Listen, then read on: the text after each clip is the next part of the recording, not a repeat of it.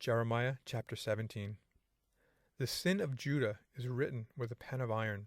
With the point of a diamond it is engraved on the tablet of their heart, and on the horns of your altars, while their children remember their altars and their wooden images by the green trees on the high hills. O my mountain in the field, I will give as plunder your wealth, all your treasures, and your high places of sin within all your borders. And you, even yourself, shall let go of your heritage which I gave you, and I will cause you to serve your enemies in the land which you do not know. For you have kindled a fire in my anger which shall burn forever.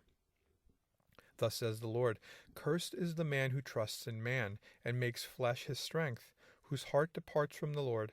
For he shall be like a shrub in the desert, and shall not see when good comes, but shall inhabit the parched places in the wilderness, in a salt land which is not inhabited. Blessed is the man who trusts in the Lord, and whose hope is the Lord. For he shall be like a tree planted by the waters, which spreads out its roots by the river, and will not fear when heat comes, but its leaf will be green, and will not be anxious in the year of drought, nor will cease from yielding fruit. The heart is deceitful above all things, and desperately wicked. Who can know it? I, the Lord, search the heart. I test the mind, even to give every man according to his ways, according to the fruit of his doings. As a partridge that broods but does not hatch, so is he who gets riches, but not by right. It will leave him in the midst of his days, and at his end he will be a fool. A glorious high throne from the beginning is the place of our sanctuary, O Lord, the hope of Israel. All who forsake you shall be ashamed. Those who depart from me shall be written in the earth, because they have forsaken the Lord, the fountain of living waters. Heal me, O Lord, and I shall be healed. Save me, and I shall be saved, for you are my praise. Indeed, they say to me, Where is the word of the Lord? Let it come now. As for me, I have not hurried away from being a shepherd who follows you, nor have I desired the woeful day. You know what came out of my lips. It was right there before you. Do not be a terror to me. You are my hope in the day of doom. Let them be ashamed who persecute me, but do not let me be put to shame. Let them be dismayed, but do not let me be dismayed. Bring on them the day of doom, and destroy them with double destruction. Thus says the Lord to me, Go and stand in the gate of the children of the people, by which the kings of Judah come in, and by which they go out, and in all the gates of Jerusalem, and say to them, Hear the word of the Lord, you kings of Judah, and all the inhabitants of Jerusalem who enter by these gates.